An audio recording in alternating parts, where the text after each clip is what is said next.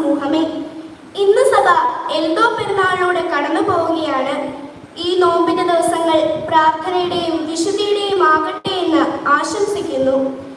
സക്കറിയാവിന് ആഹ്ലാദവും എലിസബത്തിന് ഉല്ലാസവും നൽകിയ ഏലിയാവിന്റെ ആത്മാവോട് കർത്താവിന് മുമ്പ് നടന്ന കർത്താവിന്റെ രക്ഷാപദ്ധതിയിലെ നിർണായകമായ ഒരേടിന് നിയോഗിതനായ യോഹന്നാൻ സ്നാപകന്റെ ജനനത്തെ അനുസ്മരിക്കുന്ന ഒരു ദിനമാണിന്ന്.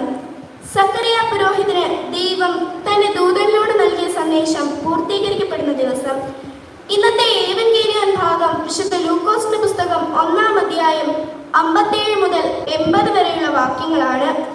നീതിയുള്ളവരും കർത്താവിന്റെ സകല കൽപ്പനകളിലും ന്യായങ്ങളിലും കുറ്റമില്ലാത്തവരായി നടന്നിട്ടും ഒരായുസ് മുഴുവൻ മറ്റുള്ളവരുടെ പരിഹാസത്തിനും നിന്നയിലും ജീവിതം തള്ളി നീക്കേണ്ടി വന്ന ഒരു കുടുംബമായിരുന്നു സക്കറിയാവിൻ്റെത്.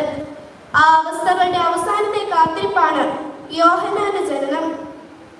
കഴിഞ്ഞ 10 മാസങ്ങളായി തങ്ങളുടെ ജീവിതത്തിൽ സംഭവിച്ചുകൊണ്ടിരിക്കുന്ന അതിശയങ്ങളുടെയും സക്കറിയാവിന്റെ മൗനത്തിന്റെയും പൂർണ്ണതയാണ് യോഹന്നാൻ.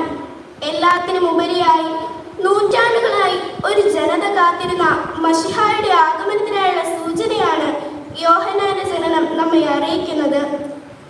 സക്കറിയാവിന് ജനിച്ച പൈതലായി സക്കറിയാവ് എന്ന് പേരിടുക, ഇതായിരുന്നു നാട്ടുനടപ്പ്. ഈ പൈതൽ തങ്ങളുടെ കുടുംബത്തിന്റെ ഭാഗമാണ് എന്ന പ്രഖ്യാപനം കൂടിയാണിത്. എന്നാൽ പൈതൽ യോഹന്നാൻ എന്നാണ് പേരിടേണ്ടത് എന്ന് ആ മാതാപിതാക്കൾ ഏക മനസ്സോടെ തീരുമാനിക്കുമ്പോൾ തങ്ങളുടെ ജീവിതത്തിൽ സംഭവിച്ചുകൊണ്ടിരിക്കുന്നത് ദൈവിക പദ്ധതിയാണെന്ന് അവർ വിശ്വസിച്ചിരുന്നു. അതുകൊണ്ടായിരിക്കാം സക്കറിയാവ് നീയോ പൈതലെ അത്യുന്നതന്റെ പ്രവാചകനെന്ന് വിളിക്കപ്പെടും എന്ന് വിളിച്ചു പറയുന്നത്. ഞാൻ നിങ്ങൾക്ക് ഏലിയാവിനെ അയക്കുമെന്ന് മലാഖി പുസ്തകം 4:5 പറയുന്നു.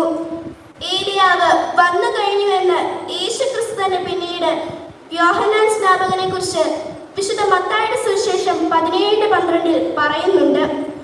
അവൻ വളരേണം, ഞാനോ കുറയണം എന്ന് ആത്മാർത്ഥതയോടെ പ്രഖ്യാപിച്ചവനാണ്.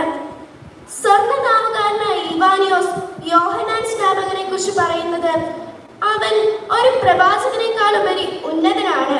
കാരണം മനുഷ്യാവതാരം ചെയ്ത ദൈവത്തിനായി മാമോദീസ എന്ന സമ്മാനം നൽകുവാൻ കഴിഞ്ഞവനാണ് യോഹന്നാൻ എന്നാണ്.